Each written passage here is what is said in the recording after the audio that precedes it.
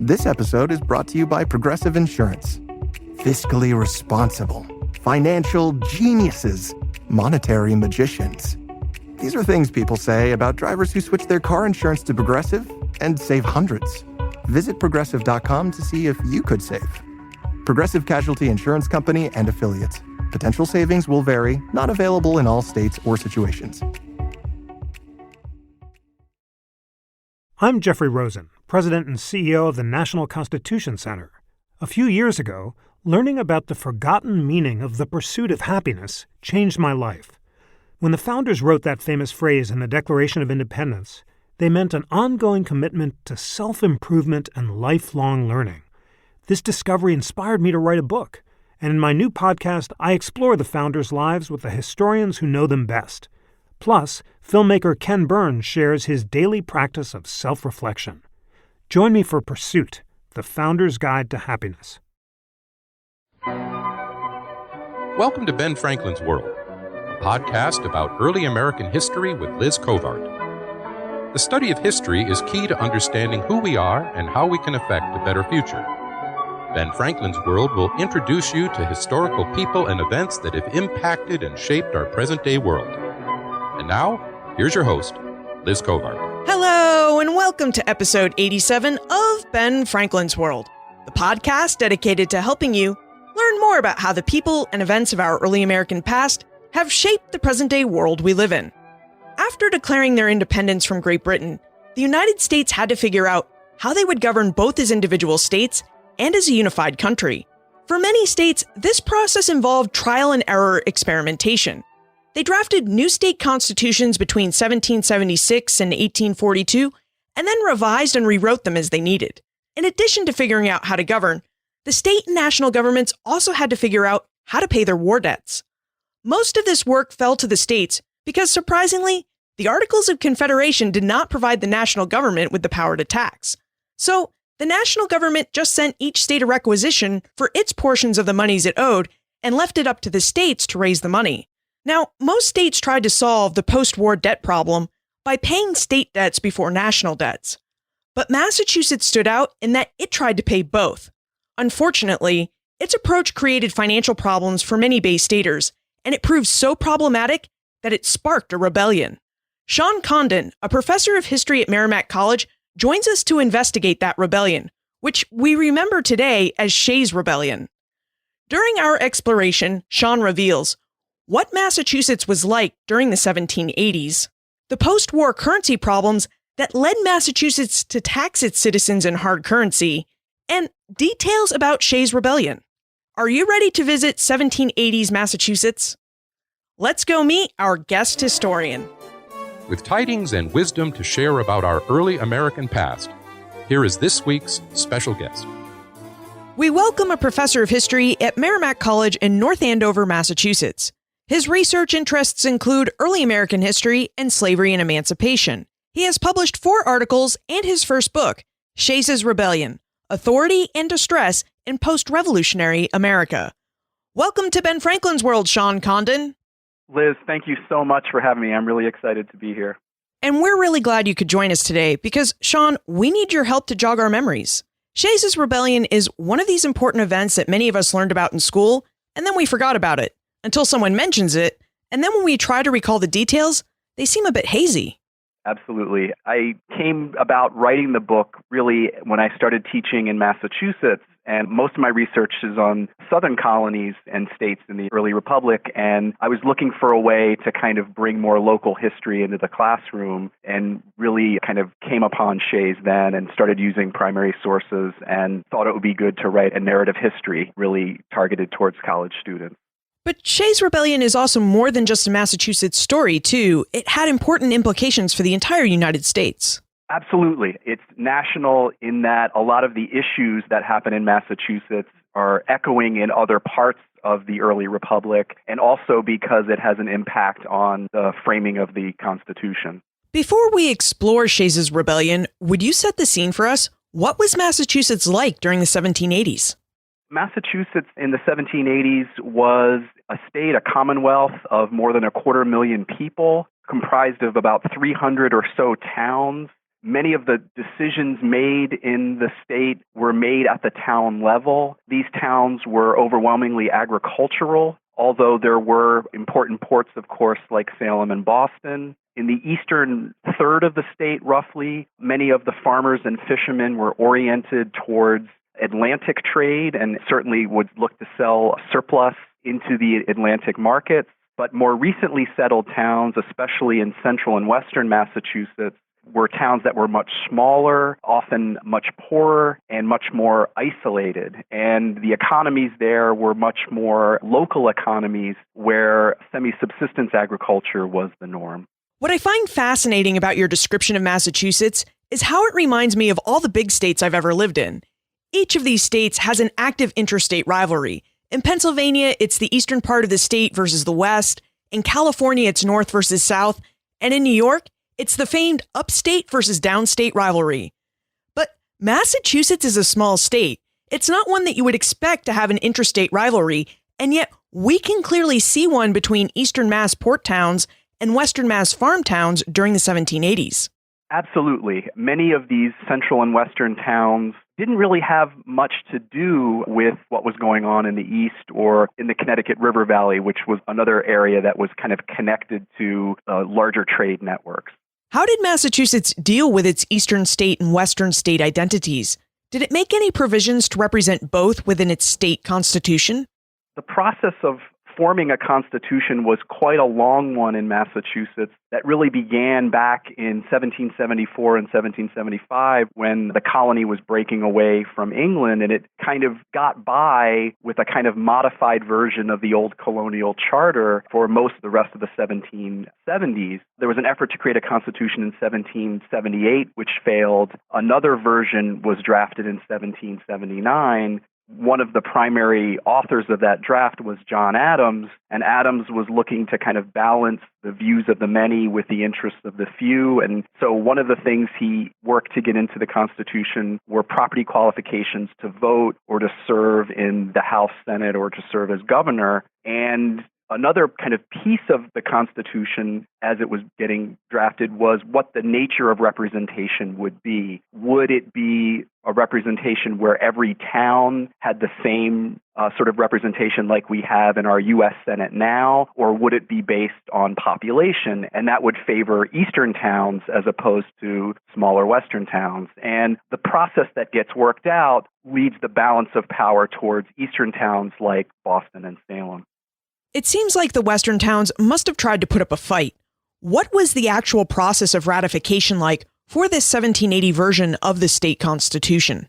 The process is incredibly compelling and pretty messy. So the document gets sent to all of the towns, and some towns kind of take a kind of pro forma attitude and sort of look it over and vote up or down. But many towns look at the document article by article. They vote on article after article. They provide commentary and suggest changes. And then all of these changes came back to the convention, and the convention's job was to figure out, can we ratify this based on what the town said? And it was kind of messy, and they ultimately decided that they could ratify it, but it was sort of backroom dealing going on to make that happen. Was this article by article debate and the convention's process of trying to sort through all of the town's feedback typical of all early state constitutional conventions? No, each state does it differently. Most states don't have this layer involved, and it did make the process kind of more complex, but it is something that was characteristic of Massachusetts. In addition to sorting out their governance, the new states also had to deal with a big problem that faced the national government: hyperinflated currency. Sean, would you tell us about this problem? Why was the currency hyperinflated, and how did states like Massachusetts attempt to solve this problem? Well, hyperinflated currency really makes it very difficult, first of all, to pay for goods because the prices of things become very expensive, and the money that one has, it becomes worth less and less and may end up becoming worth none at all. The war was the kind of direct cause. And it begins because wars are always really expensive, and trying to figure out how to pay for them is always a challenge. And one of the ways that governments often look to pay for war is to print currency. And that's one of the things that both Massachusetts did and the continental government did. And so there's this increase in the money supply, and there's also just greater demand for goods and a reduced supply for goods because you have soldiers needing food, needing clothing, needing weapons and ammunition, and you need to provide that. And so the greater demand for goods and the increase in the money supply leads to hyperinflation, especially towards the end of the 1770s. And states try different things. One of the things Massachusetts tries to do is implement price controls. And one of the ways that price controls could be enforced is through crowd action. And so you see that in the 1770s, efforts to prevent people from charging too much for goods. By the end of the 1770s, there is a growing sense that the price controls really aren't working, and folks who are selling goods, merchants and others, really see this as a dangerous thing that they don't like. They don't like the fact that crowds could influence the price of goods and affect the profits that they're trying to make. And eventually what happens is, after ratification of the state constitution, a deflationary fiscal policy is put in place. And so the state decides we're not going to issue any more currency, and we're going to levy some taxes that will draw the old currency out of circulation, which is what is happening by the early 1780s. In addition to instituting taxes to pull hyperinflated currency out of its economy, Massachusetts also demanded that its citizens pay for certain taxes in specie. Sean, would you tell us what specie is and why the people of Western Massachusetts found it difficult to pay their taxes in it? Specie is gold and silver coin, and it's actually the case that not every tax was required to be paid in specie, but several of the taxes were. And this is the case early in the 1780s, and then the big levy in the spring of 1786, which really kind of sets in motion the regulators and the convention movement, is in specie. And the reason why this is a problem, especially in central and western Massachusetts, is there's just no currency in these places. Much of their economic activity is barter, face-to-face exchange, where no cash is exchanging hands. And so when the state arrives and when state officials arrive and the tax collectors say you have to pay in gold or silver coin, it's extremely difficult. No matter what the tax is, the actual amount, it's extremely difficult for people to get gold or silver coin to pay this tax. This makes me wonder, how were people in eastern Massachusetts able to acquire specie for their taxes? Why did they have hard currency in their local economies while their fellow Bay Staters in western parts of the state did not? The reason why it's easier for eastern towns is that they're connected to Atlantic markets, and long-distance trade, the medium of exchange is often gold or silver coin. And so nobody liked paying these taxes, but it was easier by the 1780s for eastern communities to do so. This national problem of debt and currency really allows us to see Massachusetts' interstate rivalry in action. Residents in eastern Mass were able to acquire hard currency from their Atlantic trade, but residents in western Mass were not as connected to this trade and thus couldn't acquire the cash as easily. This fact really pitted residents of the two parts of the state against each other. I think that's absolutely accurate. And I think the view of Easterners was that the folks in the central and western part of the state just weren't doing what they needed to do. They were living beyond their means, so they had gotten into debt, or they weren't working as hard as they should. And that was often the kind of view. And I think it was shaped by a kind of a not really knowing what was going on in these communities, a kind of a lack of communication between what was happening in the more cosmopolitan east and the more isolated center and west. Although there seemed to be a lack of communication between the residents of eastern and western Massachusetts, some in western Mass tried to get their fellow Bay Staters in the east to listen. Sean, would you tell us about Samuel Ely and his attempt to close the Hampshire County courts in 1782? So Samuel Ely is this really interesting character who is Yale educated, who becomes a minister, someone who was always something of an anti-authoritarian figure, a rabble-rouser, and he could see the distress in Hampshire County, and I think for him, he saw it as being directly caused by a faulty constitution. The state constitution of 1780 was flawed, he argued, therefore believed that the government really wasn't a fully legitimate one. And so the way you stop an illegitimate government is you stop enforcement of the laws and compel the government to change. And so he uses very provocative language when a court is being brought into session in 1782, and he calls on people to basically try to shut the court down. And, he uses very provocative language at one point where he says, come on, we'll go to the woodpile and get clubs and knock the wigs off the lawyers. And, he uses very kind of provocative language. He is eventually arrested for this action, and the reason why this gets a very kind of powerful moment is that when he's in jail, a group of sympathizers break him out of jail. And then there's this kind of battle between the forces of government and these supporters of Eli. There's a skirmish. No one's really hurt, but it could have gotten really dangerous. There's a negotiation process where the officials are trying to get Eli to surrender. And eventually, Eli does surrender, but it's seen as a very potentially dangerous moment. What would have happened if Eli had been successful in closing the Hampshire County Court? What sort of business would have been halted as a result of a closed court? A big part of what's going on at these county court sessions are legal cases in where creditors are trying to collect from debtors. And the courts are really the mechanism by which creditors are attempting to get what they believe they're owed from debtors. And debtors who aren't able to pay can find themselves getting put into debtors' prison or being compelled to sell items to pay off their creditors.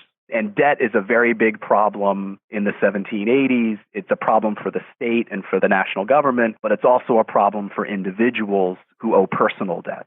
So Eli's attempt to close a court wasn't just a symbolic action. It was actually a very practical one, because the people who would have gone before the court were also the people who couldn't afford to pay their taxes in specie. That's absolutely right. And so this would serve as a kind of way for them to kind of hold on and not get put in jeopardy. Did Eli and his friends ever try to resolve Eastern misunderstanding about the Western economy by taking this matter to their state representatives? I mean, why did they feel like they had to close the courts to get recourse?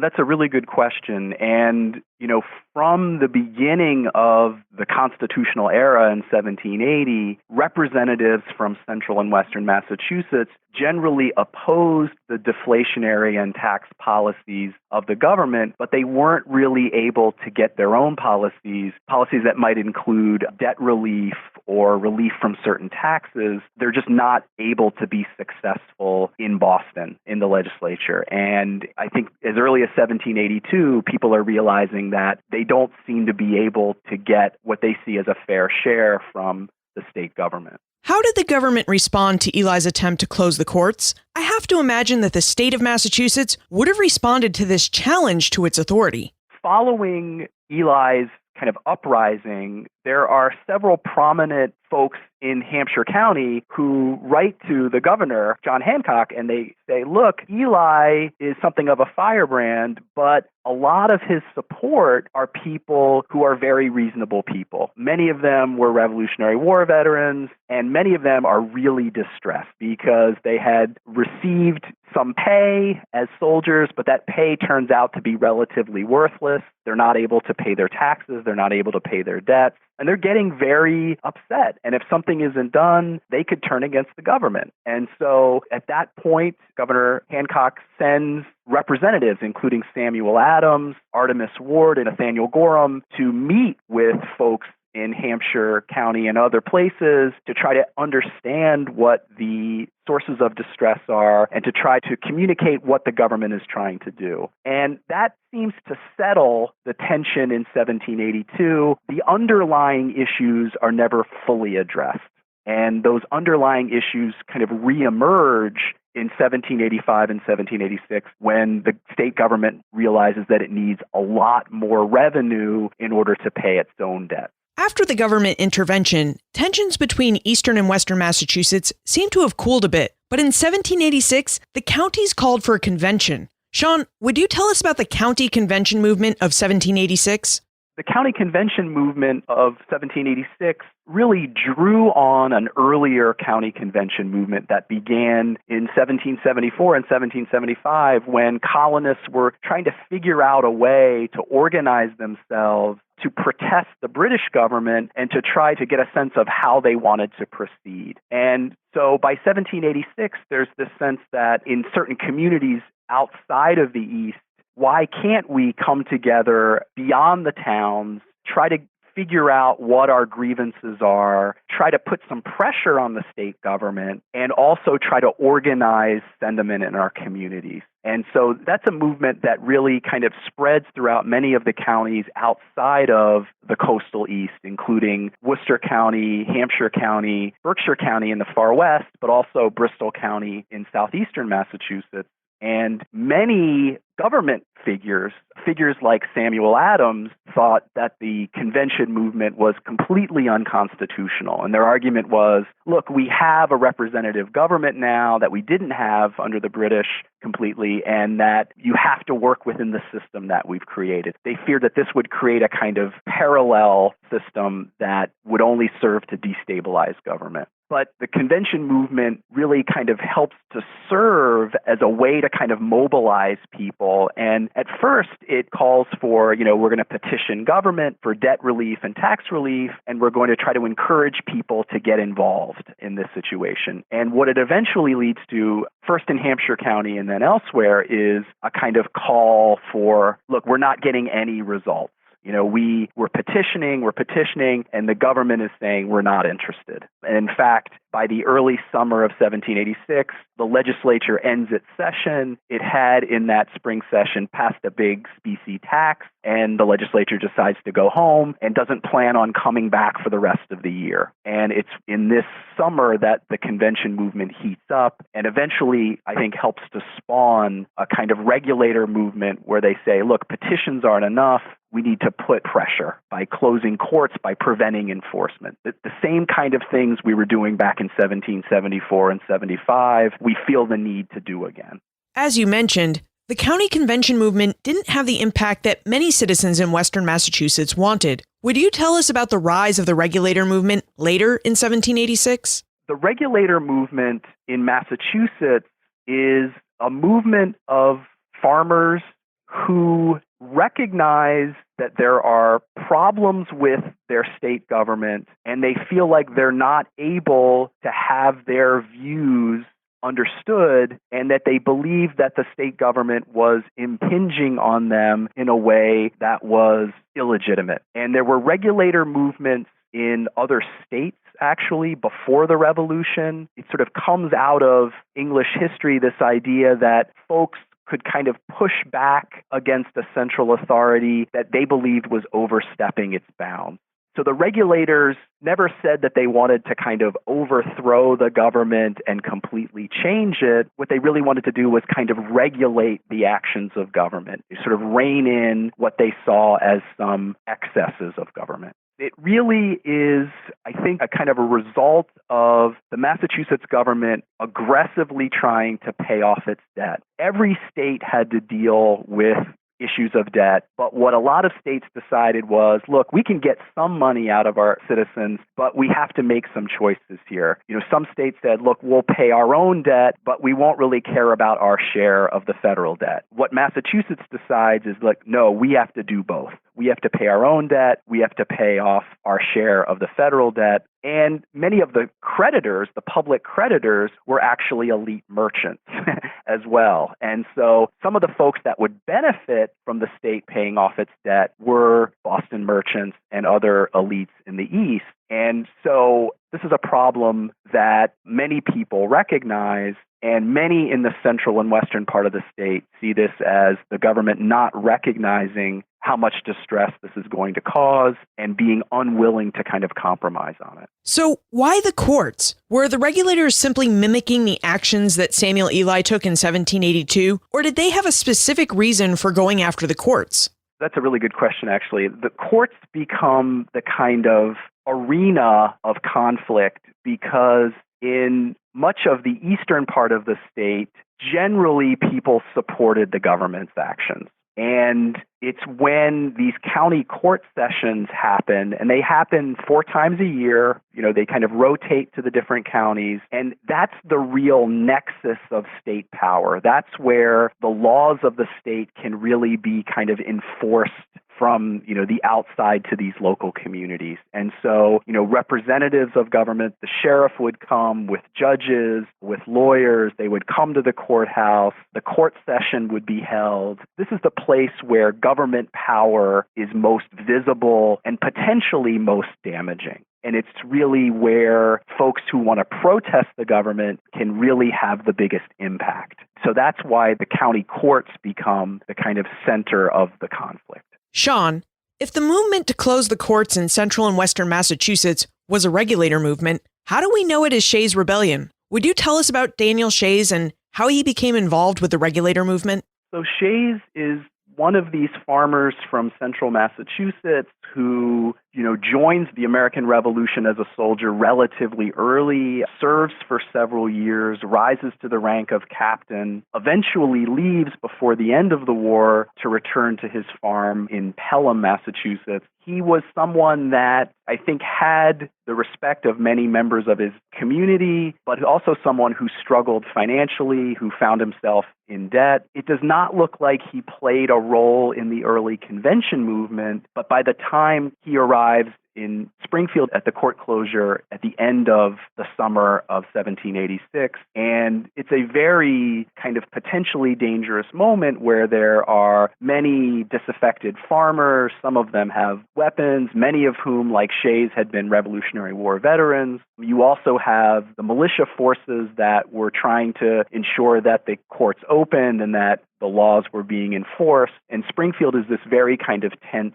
town when they're trying to close the court. And Shays, from all accounts, seems to emerge as someone who is seen as a kind of military leader, but is not someone like Samuel Ely who's calling for armed rebellion or knocking Whigs off, but is someone who is trying to maintain a kind of an order in the sense that, he definitely had grievances and thought what the farmers were doing was legitimate, but did not seem like he was trying to lead a kind of rebellion. So he's involved in negotiations with the forces of government authorities to kind of prevent bloodshed in Springfield in the summer, and at court closures in the fall and into the early winter of 1786, he's a presence at most of those in Hampshire County. So it sounds like Shays and his men were successful in closing the courts at Springfield. Did this action force the government to listen to them? I mean, how did the government respond to the regulators?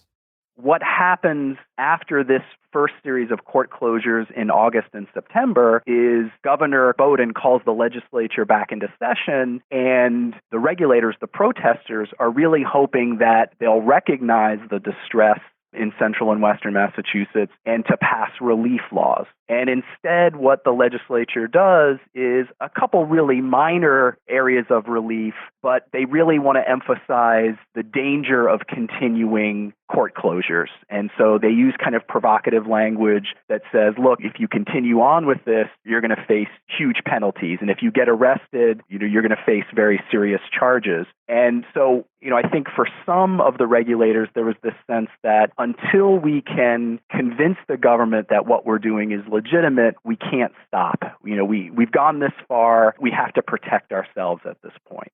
It sounds like the government attempted to counter the court closures by passing a few relief bills and strongly worded warnings. But Shays and the regulators were determined to keep going, to keep closing the courts. How did the government go about enforcing its laws? The challenge for the state government is that it doesn't really have the means to compel armed farmers to stand down. And so there are a couple situations where the government knows, hey, we're going to have a court session. Farmers are probably going to try to shut it down. We need to have a militia force in place to make sure the court opens. And in Hampshire County and in Berkshire County, no militia really shows up. And in one case, a militia shows up, but it's not entirely clear which side they're going to support. And someone says, hey, let's have a vote. And many of the supposed militia join the farmers.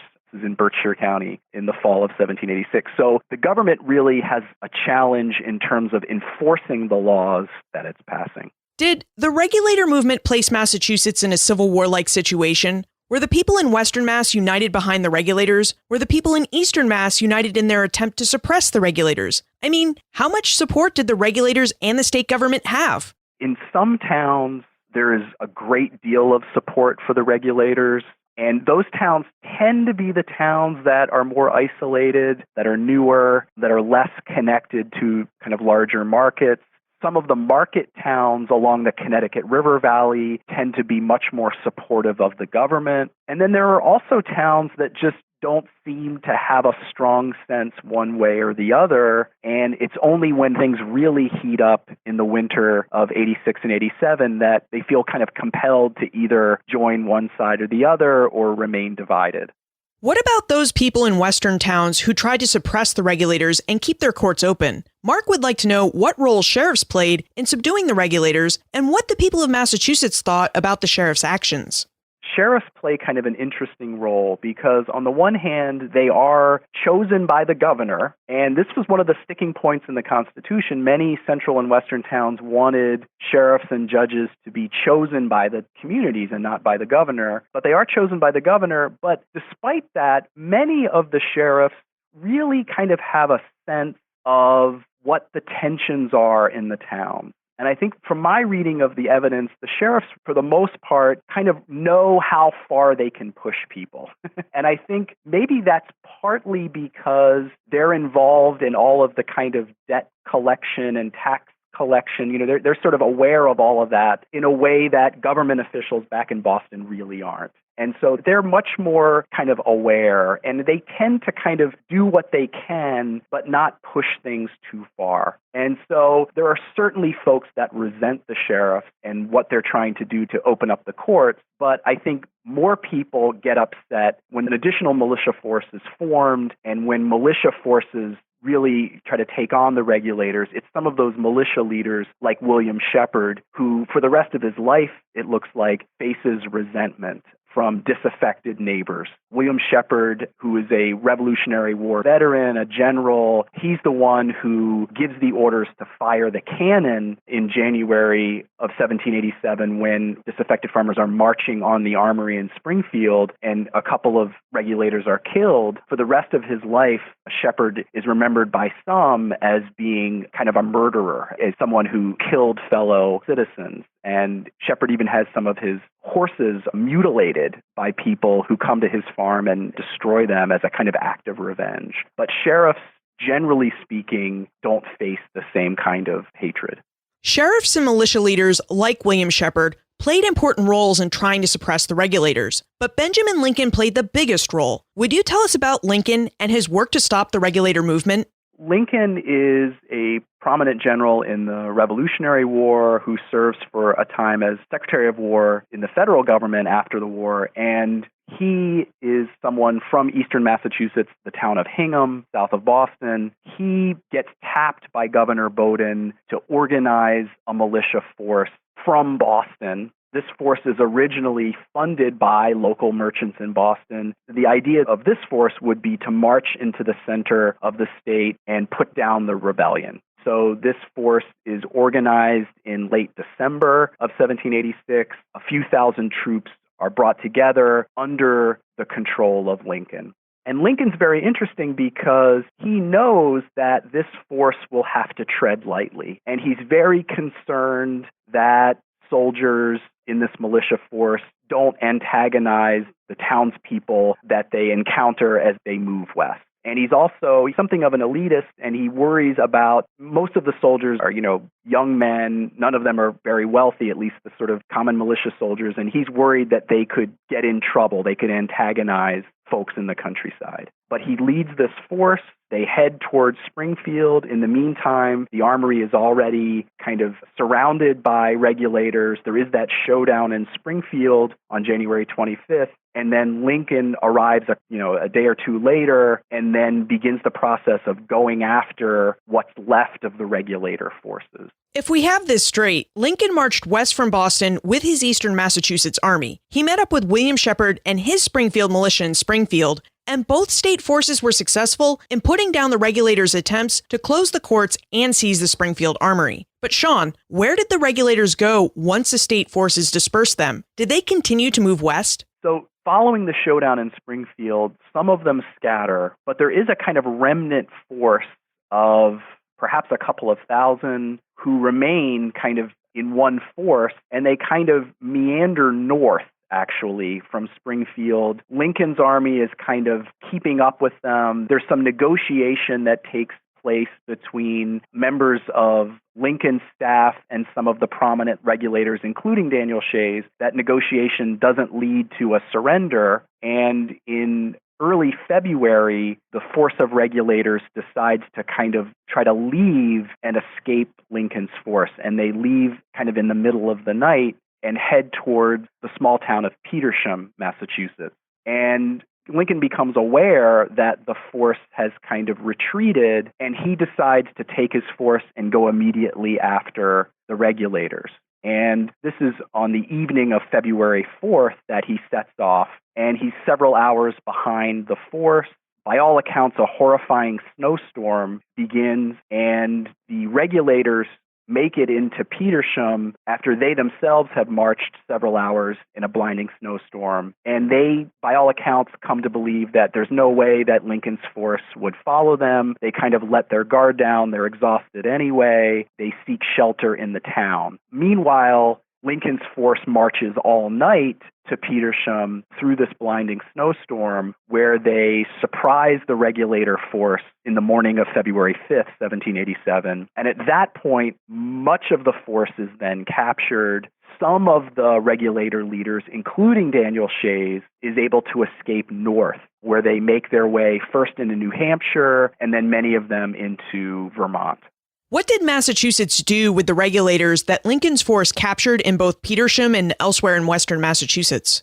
The state government decides to put many of the regulators on trial. Some of the sort of rank and file folks get kind of minimal sentences, but about 20 of the more prominent regulators, either captains or folks who had been involved in some sort of gunfire or other violence, get put on trial. They are convicted and sentenced to death.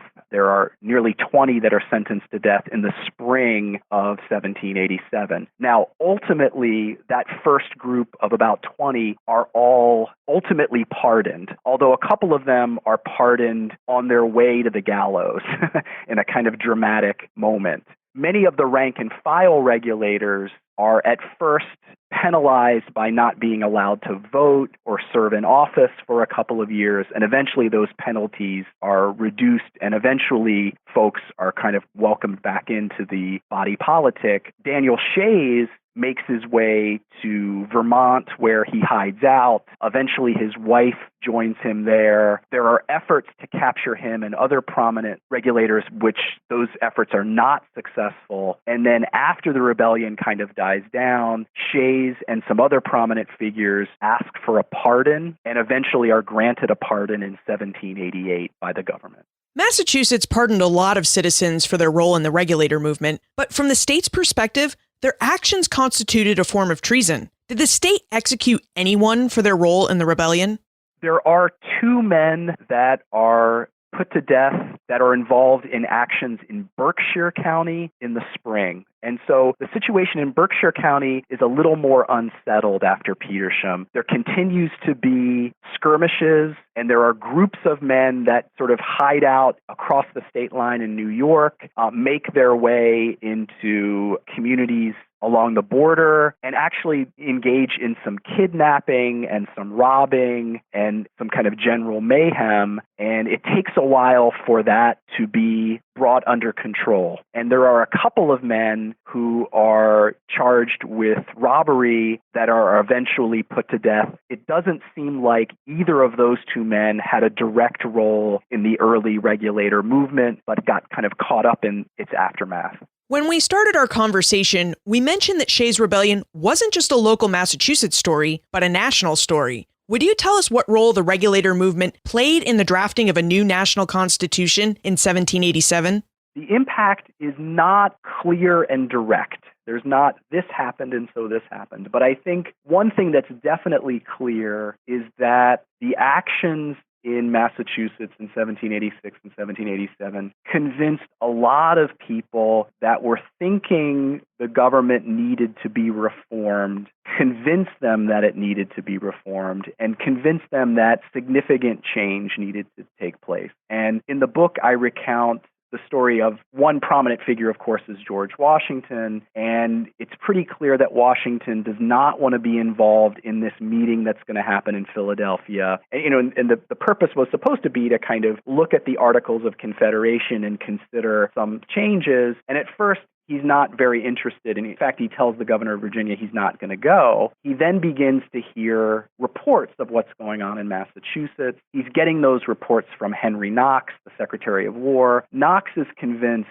that the regulators are bent on a revolution, and Knox sees them as very radical and convinces Washington, I think, that there's some significant danger and that a much stronger central government is needed. And I think that plays an important role in ultimately convincing Washington to take part in the convention, which gives it legitimacy. And I think that, combined with this general sense that, look, significant changes need to be made. We can't just tinker around the edges of the articles, but we needed a much stronger central government. Let's move into the time warp. This is a fun segment of the show where we ask you a hypothetical history question about what might have happened if something had occurred differently or if someone had acted differently.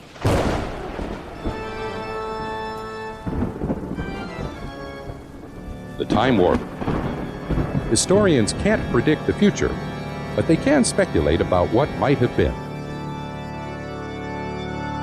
In your opinion, what might have happened if Shays Rebellion had not occurred? Would the Constitutional Convention of 1787 have happened? Would the framing of the new national government have been different?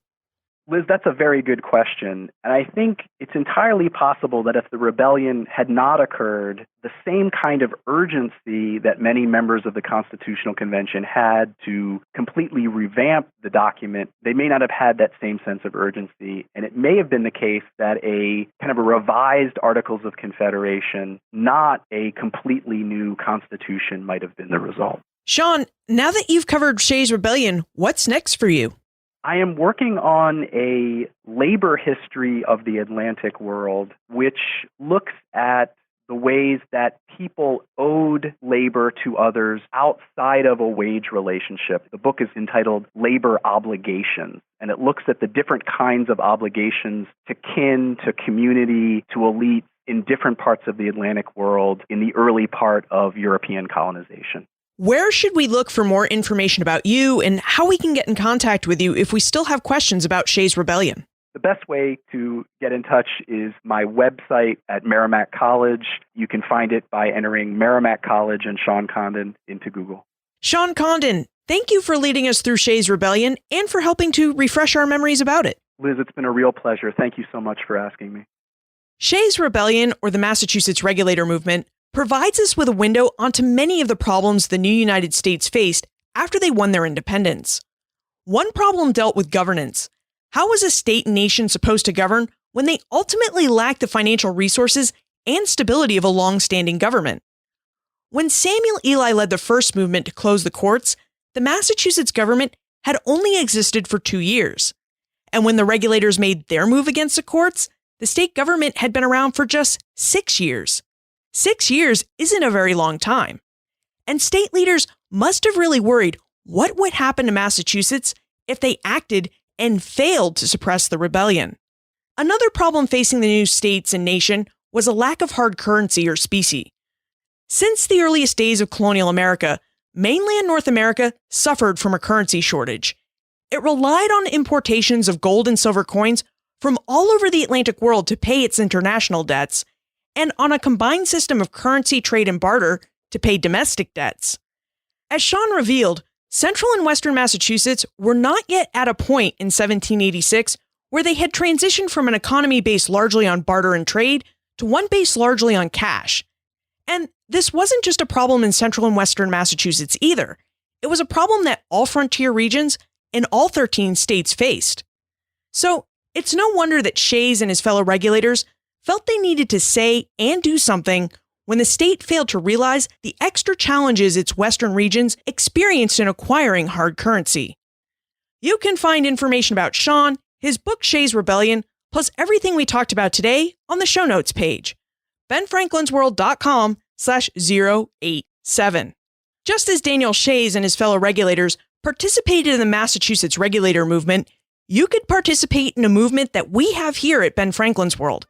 It's called the Ben Franklin's World Movement, and it's a campaign that offers different ways for you to help support the podcast and its mission to restore history to the forefront of the public mind. For more information about the movement, visit benfranklinsworld.com/movement or text SupportBFWorld to 33444. Finally, do you think Daniel Shays and the other regulators really had no other choice but to conduct military actions against their state government? Send your answers to liz@benfranklinsworld.com, tweet me @LizCovart, or post a comment on the show notes page for this episode or in our listener community on Facebook. And remember, never leave till tomorrow that which you can do today.